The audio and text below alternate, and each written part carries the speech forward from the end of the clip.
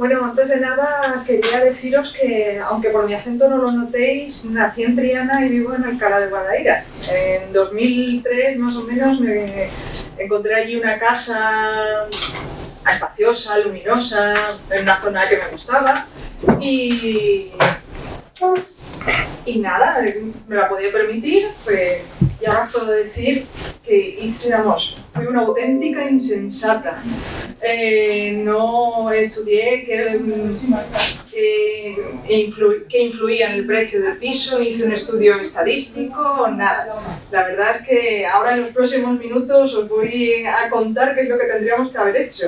Vamos a ver una base de datos. Hola, buenas tardes. Una base de datos con más de 80 variables que pueden influir en el precio de una vivienda. Así que, vamos adelante. Bueno, la presentación de hoy la voy a dividir en 5 pasos. Primero, conocer cuál es el problema, de qué datos estamos hablando y qué es lo que nos piden. Como vamos a ver, lo que nos van a pedir es una variable, predecir una variable, que es el precio de unas viviendas. Pero esa variable está acompañada de otras 80 en esos datos. Tenemos que discernir cuáles son las que influyen en el precio, cuáles no, o hasta qué punto influyen. Y luego vamos a preparar esos datos para una posible o una futura predicción del precio de esas viviendas. Así que tenemos que dejarlo todo listo y además asegurarnos de que nuestros datos son fiables. Para eso vamos a ver una serie de factores que puedan influir en que sean datos válidos o no válidos. Primero, la comprensión del problema. Esta foto es de la calle principal de la ciudad de Ames, en Iowa, en Estados Unidos, en el centro norte de Estados Unidos. Es una ciudad pequeña, tiene 66.000 habitantes. Para comparar, Alcalá de Guadaira tiene 75.000. Entonces, es más pequeña que Alcalá de Guadaira, pero es bastante distinta. Entre otras cosas porque es la sede de la Universidad Estatal de Iowa y la mitad de la población la conforman estudiantes y profesores y personal administrativo de la universidad.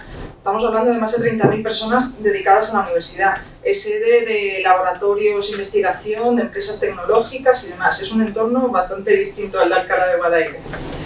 Y además tiene una tasa de paro muy baja, tiene un 2,5%, no llega, y se considera una de las ciudades más apetecibles para vivir en Estados Unidos.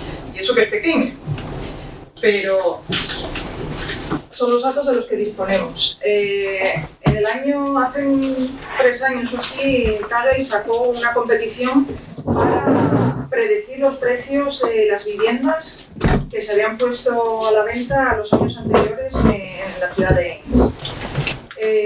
Como base de datos había datos de compraventa de viviendas de los años 2006 a 2010. Y no llegaba a 3.000 valores la base de datos, pero con más de 80 variables. Esto es algunos de los datos que tenemos, pero solamente son 4 o 5 variables, pero aparecen, podéis ver aquí, hay 81 columnas, son 80 variables muy diferentes, algunas son categóricas, otras son numéricas, muy variadas, algunas se solapan con otras y la base del problema es discernir hasta qué punto se solapan y quitarnos un poquito la selva de en medio. Bueno, vamos a empezar por el principio. ¿Vosotros conocéis la competición Kaggle? ¿Cuáles de vosotros lo conocéis? ¿Sí? Bueno, Kaggle es uno de los sitios en internet que se dedican más a la promoción, a la expansión de predicción de valores y de machine learning, y de vez en cuando va lanzando estos concursos en los que se pone el reto de quién puede predecir mejor unos datos teniendo en cuenta unas bases de datos. La gente va publicando, incluso empresas publican sus propios datos anonimizados para intentar discernir qué previsión hay para ciertos valores o ciertas variables de los datos que ellos disponen.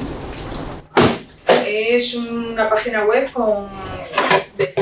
miles de seguidores y además ofrece otros servicios como que uno pueda publicar un kernel, por ejemplo aquí, y haga uno un propio estudio de los datos y demás. La verdad es que ofrece un entorno para el Machine Learning, para el aprendizaje automático bastante completo. Y se pueden previsualizar los datos de cierta manera. En este caso son 2.900 observaciones, en realidad se queda la mitad, porque cogen la mitad de los datos como base de datos y la otra mitad para predecirlos. Entonces, la base de datos sobre la que he trabajado no llega a 1.500 observaciones. Pero sí se puede tener una previsualización de estos datos, por lo menos para ver qué tipos de datos son, o si están completos y demás, pero de forma limitada. Si fuera una base de datos mucho más amplia, costaría más trabajo hacernos una idea general de qué datos disponemos. Bueno, ¿de vosotros conocéis Python? ¿Tenéis alguna experiencia con Python? Tú, por ejemplo, ¿qué experiencia tienes en Python? ¿Cuál es tu nombre, perdón? Pablo. Pablo. Del trabajo. Del trabajo, ¿no? Trabajo. ¿Para Machine Learning o para análisis de datos o programación en otras tratamiento y análisis de datos, no solo hace modelos de datos. Vale, vale. ¿Quién más conoce Python? ¿Tu nombre? Eduardo. Eduardo. Trabajo con Odoo, que es un RP que tiene su base en Python. Y con eso trabajáis, ¿no? Muy bien. Pues Python es una herramienta es un lenguaje de programación muy empleado, de hecho cada vez se utiliza más y sitios donde se enseña programación como Datacamp, por ejemplo, están reportando que cada vez tienen más demanda para aprender Python. Quizás no va a tan bajo nivel, los que sois programadores, no va a tan bajo nivel como C, pero sí es muy flexible y se utiliza para muchas cosas, entre ellas el análisis de datos. Hay una serie de librerías que están específicamente diseñadas, tienen todas las funciones o muchas funciones para el análisis de datos, para la visualización de datos y para el estudio de matrices, de vectores y demás. Panda, por ejemplo, Pandas y NumPy son para precisamente esos análisis de vectores y matrices y listas de datos. Matplotlib y Seaborn son herramientas gráficas, te permiten graficar los datos y sacar unas visualizaciones bastante interesantes. Y luego Scikit-learn, por ejemplo, es una herramienta de Machine Learning. Tiene librerías, son funciones para Machine Learning. Yo no voy a hacer nada de Machine Learning, salvo el escalado de los datos para poner la media en 0 y la desviación en estándar en 1, pero sí es algo que luego en una fase posterior en Machine Learning se aplicará mucho Scikit-learn, porque la verdad es que tiene una colección de funciones imprescindibles para hacer Machine Learning hoy en día.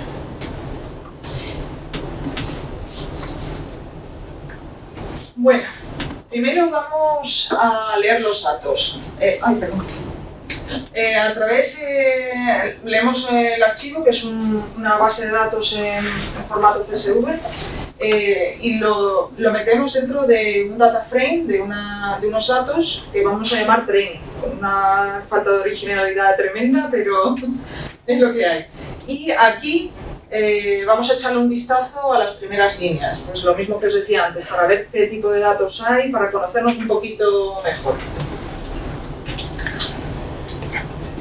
Y ya pasamos a temas más interesantes. En Kaggle, como os decía, lo que se pedía era una predicción de la variable de precios de esas viviendas. Entonces, mi problema a estudiar es principalmente la variable precio de esas viviendas. Y luego vamos a estudiar cómo se relaciona con otras variables, pero principalmente ahora vamos a dedicarnos a una de las variables en concreto. Como vemos, vamos a hacer primero una descripción de esta variable en la que nos encontramos, por ejemplo, que lo que os decía antes, no llegaba a 1500 observaciones, que tiene una media, esto de aquí son dólares, son precios en dólares, entonces son $180.000 de media, pero tiene un mínimo de 34.000 y un máximo de $750.000, no está mal para una vivienda. Bueno, y aquí algunos cuartiles y demás, esto es información estadística básica de esa variable. Y aquí ya para empezar a graficar un poquito, para hacer un poquito más atractivos esos datos de los que estábamos hablando, he sacado una distribución de probabilidad de los precios que tienen estas viviendas. Como podemos ver, se trata de una distribución, bueno, que se podría asemejar lejanamente a una distribución normal, pero que tiene una cierta simetría positiva. Tiene una cola bastante larga por aquí, por este lado, y luego tiene una serie de piquitos por aquí que nos pueden desvirtuar un poco más adelante el modelo que apliquemos de Machine Learning. Pero ya le pondremos solución a este asunto. Bueno, esto es el diagrama de dispersión. Bueno, os he dicho que la variable, nuestro problema es averiguar o conocer más íntimamente la variable de precio, pero esta variable de precio está acompañada por otras muchas variables. Por intuición me he cogido 4 variables que creo yo que pueden estar más relacionadas con el precio de la vivienda. Una de ellas, por ejemplo, es el área habitable de la vivienda, la superficie habitable, ¿de acuerdo? Entonces la he puesto en relación con el precio y vemos un par de cositas interesantes. La mayoría de los datos se concentran en esta zona más densa de puntos. Lo he puesto aquí en un alfa de 0,5, que es la transparencia de cada uno de los puntos, para que se vea dónde hay más concentración.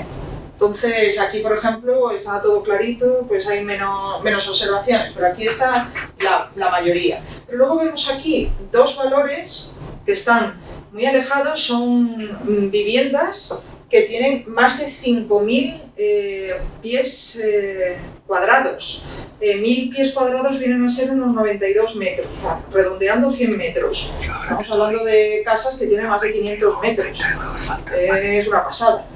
Y además, en estos 2 casos, el precio es muy bajo. Para tener una superficie tan grande, no hay demasiada relación entre la superficie y el precio, así que probablemente estas dos observaciones se traten de outliers, de datos raros. Pueden ser errores, pueden ser datos falseados, a lo mejor donde decían 5.000 querían decir 500 pies cuadrados, cualquier cosa de estas. Luego hay aquí otros 2 que se salen, pero que mantienen un poquito la tendencia. Si veis, esto tiene forma de cono y más o menos está dentro de ese cono.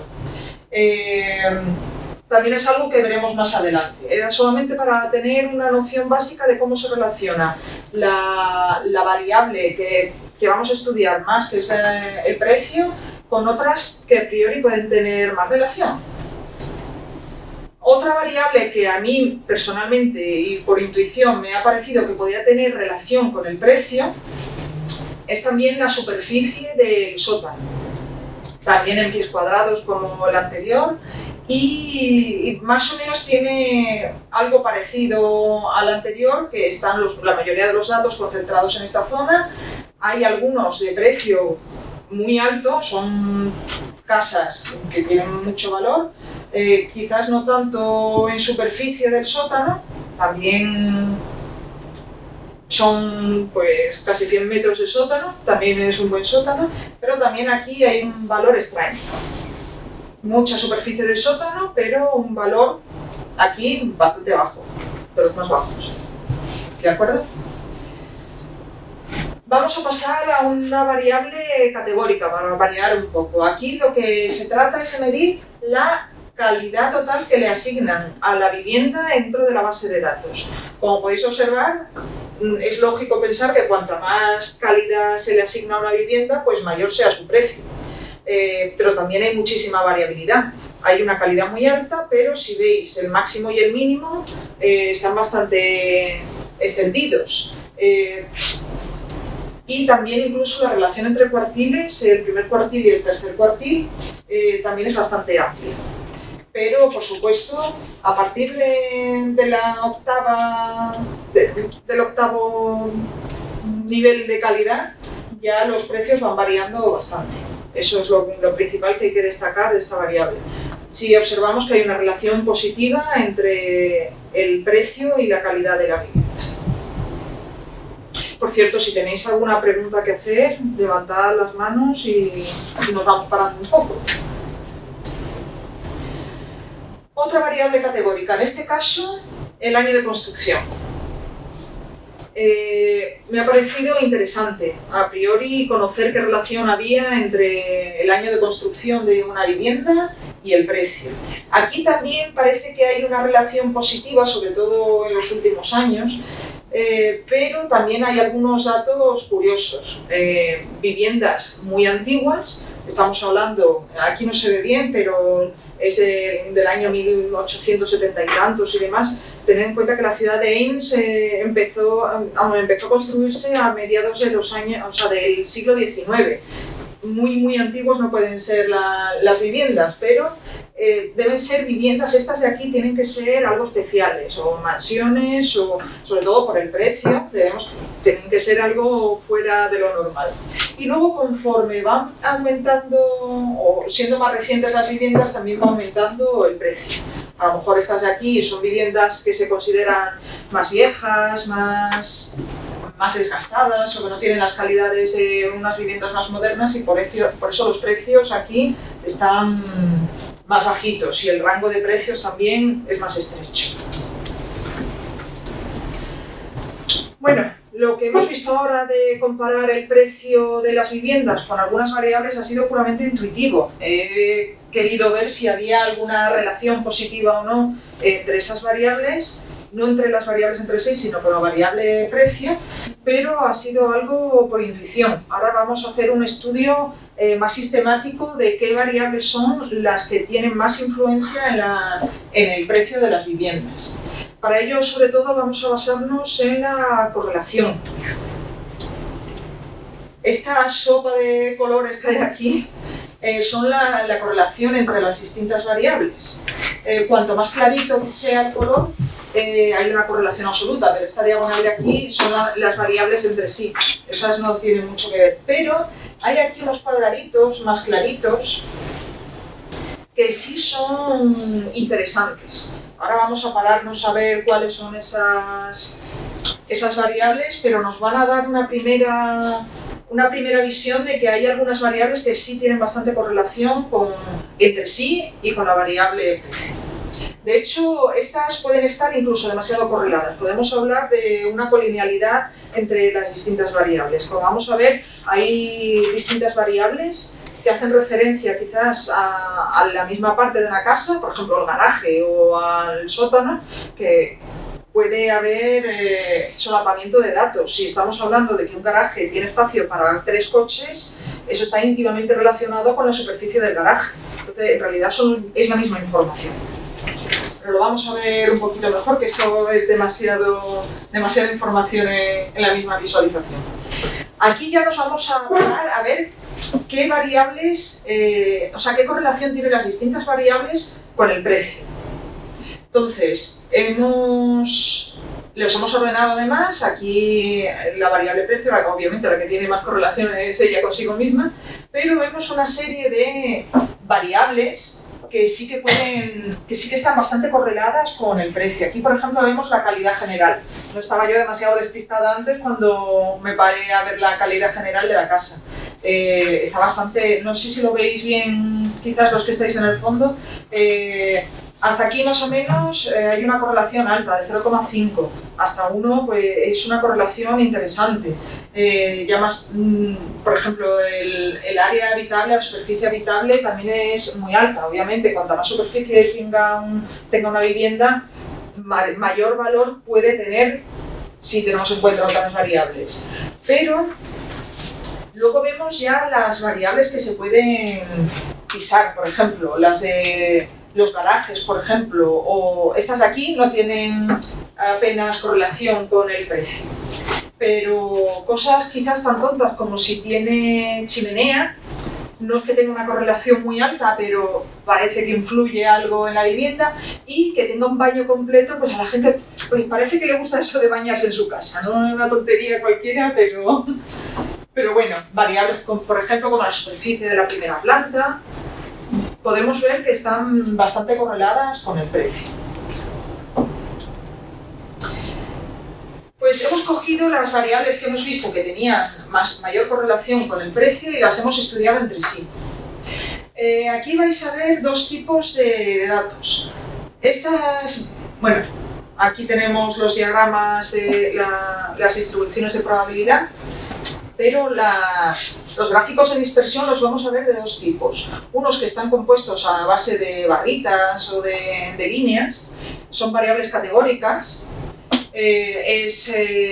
Pues la calidad, si tiene o no tiene chimenea, son ese tipo de datos. Y luego los que forman una distribución pues, de puntos ya son las variables numéricas. Ahí ya cualquier valor dentro de su rango es apropiado.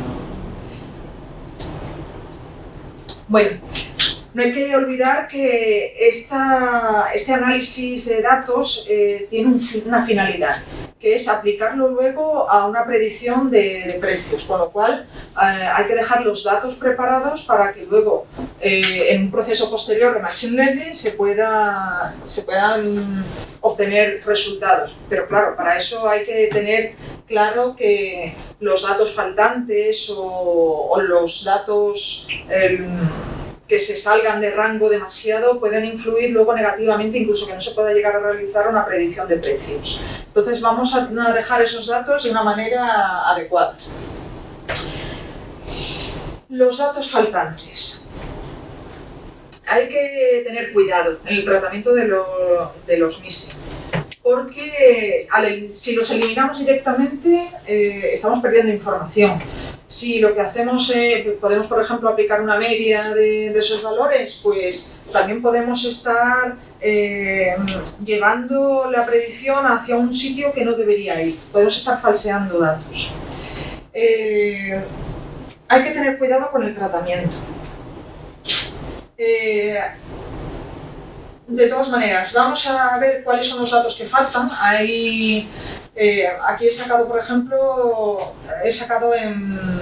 en orden descendente los datos que faltan de cada una de las variables. Aquí vemos datos, por ejemplo, de la calidad de la piscina, pues que faltan casi todos los datos.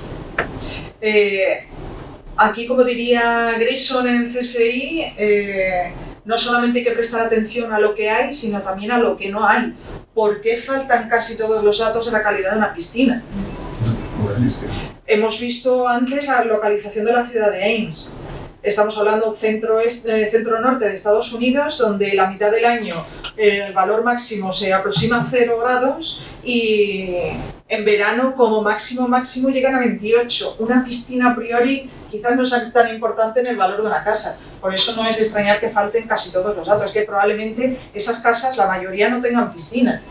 Con eso no quiere decir que haya una correlación negativa si tiene una casa una piscina. A lo mejor se trata de una piscina cubierta, climatizada y es fantástica.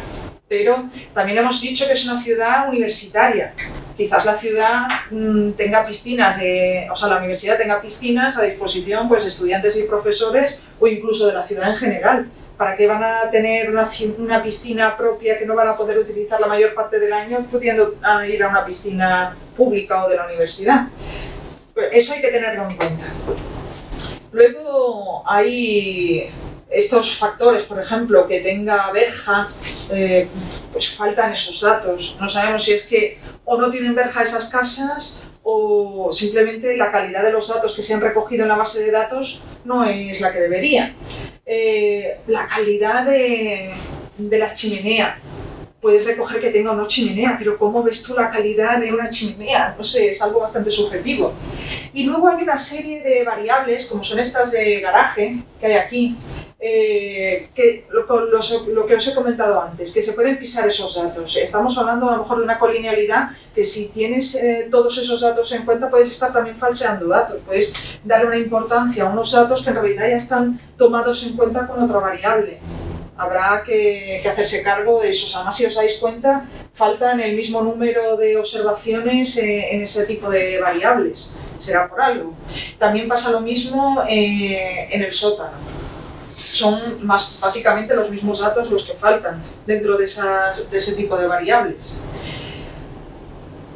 Pues, para simplificar, lo que voy a hacer, el tratamiento que le voy a aplicar es eliminar todas las variables que tengan más de un 15% de datos faltantes. Con lo cual, nos vamos a quitar todas estas. También voy a quitarme de encima estas del sótano porque voy a tener en cuenta el tamaño del sótano. Si a priori que tenga un tipo determinado de calidad el sótano no parece tan importante en realidad dentro del cómputo total de una vivienda para saber el precio de esa vivienda. Luego hay aquí, entonces voy a quitar estos datos y estos aquí también, pero aquí hay una cosa curiosa, es una observación en la que faltan datos sobre la electricidad de esa vivienda. Es solamente una observación. No me voy a cargar toda la variable porque falte solo una observación. Lo que voy a hacer es quitar esa observación y punto.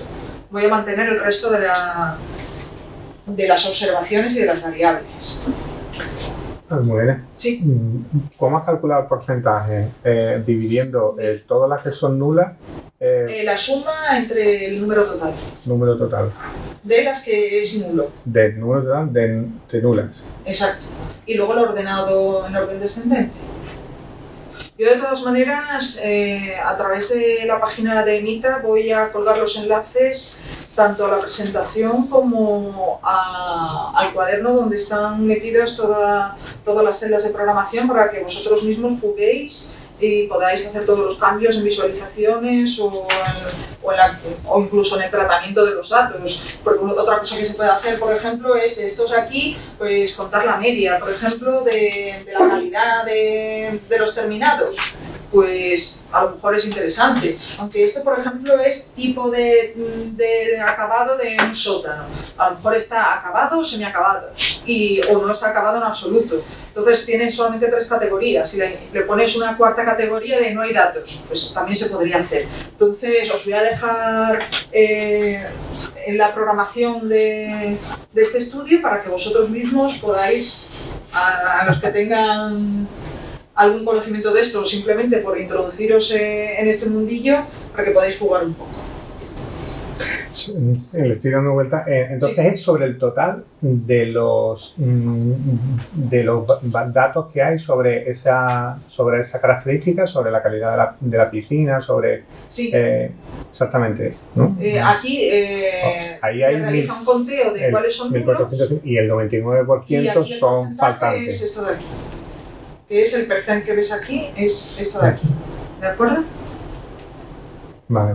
Sí. Vale. Lo que está diciendo es que de las 1480 observaciones, 1453 para pool QC son nulas. Son nulas. O sea, el 99%. Que faltan el 99% de los datos. Prácticamente en las 1453. No. Creo que eran 1492 observaciones, pues casi todas, básicamente. Hay unas poquitas que no son nulas. Vale. Que lo mismo ya os digo, a lo mejor no es que no tenga piscina, es que a lo mejor no se ha notado la calidad de la piscina, que es de lo que se está hablando, o simplemente la persona o el organismo que hizo este listado pues no lo hizo del todo bien, o se han perdido datos por el camino. Pero claro, nosotros luego tenemos que poder hacer unas predicciones adecuadas. Si esto tengo casi un 100% de datos faltantes, me va a afectar luego a la calidad de la predicción. Bueno, si os dais cuenta, aquí hemos creado unos datos, un data frame que se llama Missing Data, que luego vamos a estudiar aquí. Lo que vamos a hacer, bueno, vuelvo a hacer la suma de los datos faltantes para comprobar una vez que ya Estos de aquí, que eran los datos faltantes que decidimos eliminar, a todos los que a los que tenían más de un 15% de datos faltantes los hemos eliminado. Mentira. Los he metido dentro de Missing Data, ¿de acuerdo? Entonces, todos los valores que están metidos en la colección Missing Data los elimino. No esos valores, esas variables. Esas las elimino. Y lo que hago con la observación que le faltaba del dato de electricidad es que solamente esa observación, que es nula, es la que nos quitamos de encima. ¿De acuerdo? Aquí hago una comprobación de que ya no quedan datos desaparecidos y vemos que es cero. Así que podemos seguir adelante. Siguiente problema, datos atípicos, los outliers famosos. ¿Os acordáis cuando vimos los puntos aquellos raros que estaban fuera de rango, demasiado a la derecha y con muy poco precio? Bueno, para poder compararlo con el resto, lo que hay que hacer es estandarizar esa distribución. Estandarizar significa que esa distribución de datos le vamos a poner como media a 0 y desviación estándar la dejamos en 1. Para ello vamos a utilizar lo que os comenté antes de la biblioteca de Scikit-learn, que se utiliza para Machine Learning, pues me permite hacer una transformación de un escalado, de una normalización de esos datos, ¿de acuerdo? Y vamos a establecer un rango por debajo y un rango por abajo y un rango superior.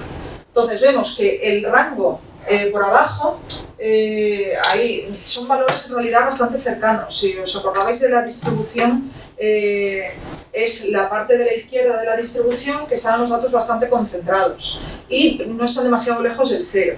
El problema viene la distribución por arriba. Son datos que, bueno, aquí no se ve, pero incluso hay un 7, está muy alejado del 0 y además veis que hay mucha variación, desde el 3 que hay aquí hasta el 7 que sale por abajo. Está muy repartido, es una cola muy larga de la distribución. Perdón, Bueno, una vez que hemos estandarizado los datos, ahora ya podemos poner en contexto esos datos. Seguimos teniendo estos dos datos de aquí que son bastante extraños. Estos los vamos a mantener porque ya hemos dicho que más o menos mantienen la tendencia, pero estos de aquí no la mantienen en absoluto. Entonces,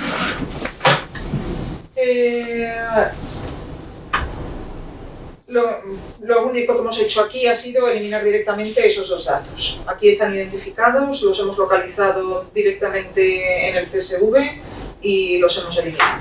Porque luego eso nos puede afectar si tienes valores que a lo mejor se salen en la superficie habitable, que es lo que estamos estudiando aquí, pueden falsear una predicción. Estamos teniendo en cuenta dos viviendas con una superficie extremadamente grande, pero que además que tienen un precio extremadamente bajo en comparación con el resto. Nos puede falsear mucho los datos. Directamente los eliminamos, sin miedo ninguno, son solamente dos observaciones. Estas aquí ya os he dicho que de momento las mantenemos. Son muy caras, tienen una superficie también bastante elevada, pero más o menos está dentro del rango. Lo mismo pasa con, bueno, lo mismo no, con la superficie del sótano. Vemos también que hay aquí algunos valores que se escapan un poquito del rango, pero si os dais cuenta están dentro del cono del que hemos hablado antes de tendencia. Así que tratamiento ninguno, yo los voy a mantener. Luego habrá que estudiar si el impacto que pueda tener en la predicción del precio, pero de momento vamos a mantenerlos. Pero esto que hemos visto bueno, había un último paso a lo mejor que sería para predicción sería interesante transformar las variables categóricas en variables dummy. Significa que muchos algoritmos de predicción, las variables categóricas no les gustan demasiado. Decir que sí o que no a algo, no. Entonces lo que se hace es que se le da un valor numérico a algo. Es falso, pero se le da un valor numérico y se deja así. Pero es una fase que habría que añadir a la limpieza de datos para una posterior valoración de una predicción de precios. Pero todo esto que hemos hecho ha sido suponiendo que eran datos de una distribución normal y no era una distribución demasiado normal. Aquí vemos, por ejemplo, la línea azul es la distribución del precio. Y la línea negra es una distribución normal, es la típica campana de Gauss. Es lo que se considera normal. Si nosotros tiramos una moneda al aire varias veces, el 50% de las veces saldrá cara y las del 50% saldrá cruz, sobre todo cuando tiras muchas veces la moneda. Bueno, lo mismo debería pasar con el precio de la vivienda, pero vemos que no, que en realidad está desplazado hacia la derecha, significa que tiene una simetría positiva. Si lo veis aquí, esta es la línea normal de distribución normal y vemos que los valores se alejan, tienen una forma curva que no se ajusta demasiado a la línea normal. ¿Qué podemos hacer? Bueno, lo que vamos a hacer es hacer un cambio, ¿verdad? ¿Una transformación? Transformación logarítmica, no me acordaba de la palabra. Muchas gracias, José. Entonces, después de esta transformación logarítmica, utilizando la función de NumPy que se llama log, vemos ya que la distribución del precio de la vivienda ya se acerca mucho más a una distribución normal. Ya, hombre, hay valores que se escapan un poco de la normalidad, pero la mayor parte están cercanas a la tendencia normal, a una distribución normal. Aquí estamos estudiando el valor a predecir, pero podemos hacer lo mismo con las demás variables que hemos visto anteriormente.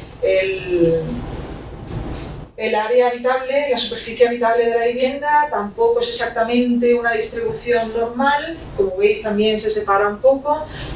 También le podemos hacer lo mismo, una transformación logarítmica. Todo esto es importante porque estamos suponiendo y aplicando una serie de paradigmas a una distribución que no era normal. Y sin embargo, los cambios que le estamos haciendo es suponiendo que es normal. Por eso lo tenemos que aplicar esta transformación logarítmica, para que esos datos se ajusten a una distribución normal y ya podamos trabajar con ellos y luego hacer predicciones con ellos. Aquí lo mismo, se aplica una transformación logarítmica y ya vemos que, salvo ciertos datos por arriba y por abajo, la mayoría más o menos se ajustan a una distribución normal. Aquí en la superficie del sótano hay un pequeñito problema. ¿Alguno sabría encontrarlo? Hay muchos datos a cero. Exacto. Significa que o bien no hay información sobre el área de la superficie del sótano o simplemente son casas sin sótano. Aquí no lo veis mucho, pero hay una pequeña montañita. Corresponde al valor 0. 0 metros es que no tiene un sótano esa vivienda. El problema de esto es que no se puede aplicar una transformación logarítmica con tantos valores a 0. Entonces, ¿qué vamos a hacer para tratar estos datos? Lo que vamos a hacer es, bueno, es importante saber si una casa tiene sótano o no. No vamos a tirar los datos que sean iguales a 0. Lo único que podemos hacer, o creo, lo que yo he visto que se puede hacer es crear otra variable. Teníamos pocas con 80, pues vamos a crear la número 81 y es una variable categórica en la que digamos si tiene o no tiene sótano. ¿De acuerdo? Entonces, creamos esa variable y Y el resto, todas las que son superiores a 0, sí le podemos aplicar ya la transformación logarítmica, que es lo que hacemos en el siguiente paso. Aquí está la nueva variable, tiene sótano. Bueno, pues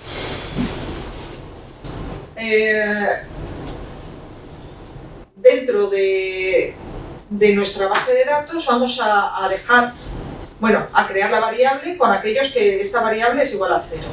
Y vamos y en las demás, las que tienen 1, es que sí tienen sótano. Con lo cual, ahora vamos a aplicar la transformación logarítmica sobre aquellas que tienen sótano y el valor es igual a 1. El resto no les vamos a aplicar la transformación logarítmica. ¿De acuerdo? Y ya con eso vamos a dejar los datos con su normalidad. Ya, lo mismo, hay valores que se salen de la normalidad, pero ya es una distribución más normal. Almudena, esos datos que valen 0 los tienes que quitar. ¿O qué haces? Lo pones cada vez, vas repitiendo ese paso en los siguientes. Pero no los puedes quitar porque esas observaciones tienen otros datos. Entonces solamente vamos a aplicar la transformación a los que se quedan. El resto los dejamos. Ahí como si fuera un doble filtro, entonces, ¿no? Hay un doble filtro, sí. No quiero perder esos datos. Porque ya os digo, es importante saber, y en Estados Unidos, no sé si habéis visto los programas estos de Transforma tu casa, y estamos hablando de sótanos, incluso en la misma base de datos, una de las variables que tienen en cuenta es si el sótano tiene cocina o no, o si tiene cuarto de baño completo o no en el sótano. Es que tienen auténticos apartamentos en los sótanos, los alquilan o hay a lo mejor alguien de la familia que vive en el sótano, y en fin, es importante sobre todo en Estados Unidos. Aquí no tanto, básicamente es donde aparcas el coche y tienes la mesa de billar como mucho, o los armarios para guardar la ropa. Pero allí es muy importante, no podemos eliminarlo. Pero, claro, tenemos que normalizar esos datos. ¿Y qué me preguntabas? Que yo pensaba que una vez ya hecha esa binarización, pues tú te quedabas con los que eran mayor que 1 y los demás los eliminabas. No los elimino, pero los tengo en cuenta porque son datos interesantes. Afectan al valor de la vivienda si tiene o no tiene sótano. Bueno, ya hemos, por supuesto hay 80 variables, no hemos normalizado todas las variables, hemos cogido algunas y las hemos normalizado. El proceso es más o menos similar a lo que hemos visto. Habría que comprobar la normalidad para aplicar luego todo el conocimiento que se le aplica en el Machine Learning para la predicción de datos se basa en que son datos de una distribución normal. Otra opción más avanzada quizás sería averiguar si la distribución de datos de las viviendas se corresponde con algún otro tipo de distribución.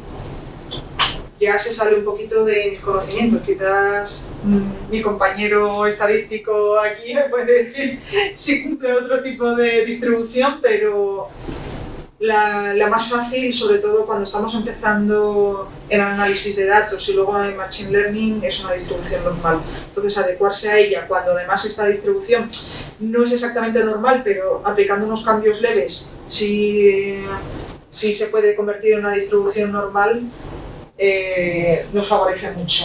Y luego, además, solamente modificando la normalidad de los datos, otras asunciones que tenemos para aplicar luego otra serie de conocimientos de Machine Learning es que mantenga la homoelasticidad. Esto quiere decir que si la tendencia es esta central, la diferencia de cada uno de estos datos con la tendencia sea más o menos homogénea, que no haya datos que se salgan demasiado. Al aplicar la normalidad a los datos, por ejemplo, al área habitable, a la superficie habitable, ya ha cambiado. Antes teníamos un gráfico de dispersión en forma de cono. Ahora tenemos ya unos datos que se distribuyen de otra manera. Ya más o menos persiguen la tendencia y además lo hacen dentro de un rango adecuado. ¿De acuerdo? Aquí pasa lo mismo también, con el área del sótano, dentro de lo que podría ser la tendencia dentro del área del sótano, la mayoría de los valores están dentro de ese punto, y además lo hace de forma homogénea a lo largo de la tendencia. Y poco más. Si tenéis alguna pregunta, este es el momento de hacerlo. Os insulto luego más tarde. ¿Venga? Todo esto hay que tener en cuenta que el análisis previo de datos es una fase muy importante dentro del machine learning, de la inteligencia artificial, porque hay que dejar los datos preparados, listos para esa fase posterior. Y normalmente esta fase es la que ocupa más tiempo, es la que tienes que aplicar conocimientos estadísticos y demás. Lo otro, muchas veces, aplicando unos algoritmos, casi tienes los datos, manejas a lo mejor las características de esos algoritmos, pero generalmente es algo rápido. Si tienes mucho conocimiento de la industria, del sector, se puede hacer más o menos fácilmente. Esta es la fase que más tiempo se lleva. Hay que limpiar los datos, hay que ver si la distribución que tiene, ver qué variables son las que pueden predecir esa variable que estás buscando. En este caso era el precio, pero a lo mejor estábamos buscando el tamaño de la parcela, óptimo para un precio. Para esto, hay que ver luego cada problema y sobre todo tener un conocimiento del sector interesante. El mío a nivel inmobiliario ninguno. Ya os he contado que compré mi casa por intuición, no me ha ido mal. Por intuición no me fue mal, porque sigo viviendo allí, pero es importante hacer este análisis cuando tienes una base de datos, sobre todo si le quieres aplicar luego Machine Learning e Inteligencia Artificial para obtener más información. Bueno, ¿alguna pregunta? José. Súper bien.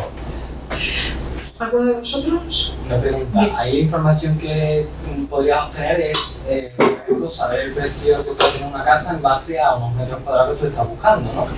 Y a otros valores, a otras variables. O otras variables, pero el precio que va a tener, por ejemplo, una vivienda que ya está en esa, o sea, a lo largo del tiempo. Sí, de hecho se ha tenido en cuenta eso.